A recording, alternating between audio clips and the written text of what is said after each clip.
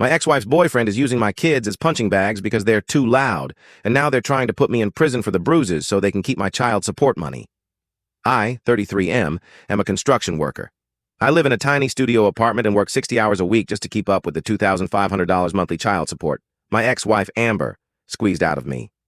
Amber lives in a mansion with her new boyfriend, Chad, a fitness influencer who thinks children should be seen and not heard. My kids, Jake, 7, and Lily, 5, used to be full of life. Now, when I get my state-mandated 48 hours with them, they sit on my sofa like statues. They don't run. They don't laugh. Last weekend, Jake dropped a glass of water and immediately hit the floor, covering his head with his arms, screaming, "I'm sorry, I'll be quiet, don't tell Chad." My blood turned to ice. The discovery. I pulled up Jake's shirt and saw fingerprint-shaped bruises on his ribs. He told me Chad disciplines them with wall sits and pressure points whenever they play too loudly because it disturbs his workout content.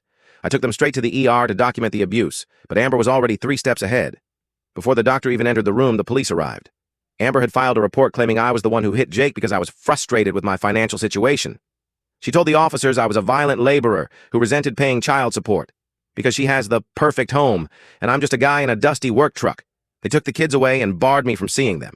In the weeks leading up to the trial, the cruelty reached a new level. Amber sent me accidental videos of the kids crying, telling them, "Daddy doesn't want to pay for your food anymore, that's why he's being mean." Chad even called me from a private number.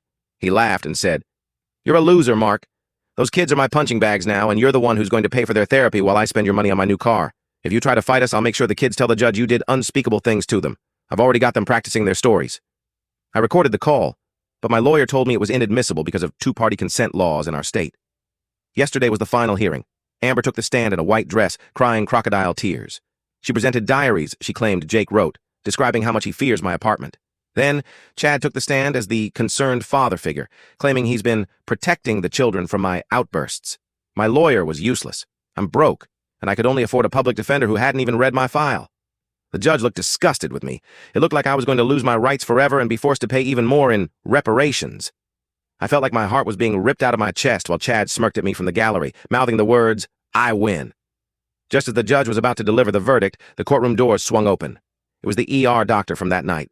He wasn't there for me. He was there because he had been subpoenaed by the state. He didn't just have the bruise photos. He had a hidden baby monitor that Jake had tucked into his backpack the night I took him to the hospital.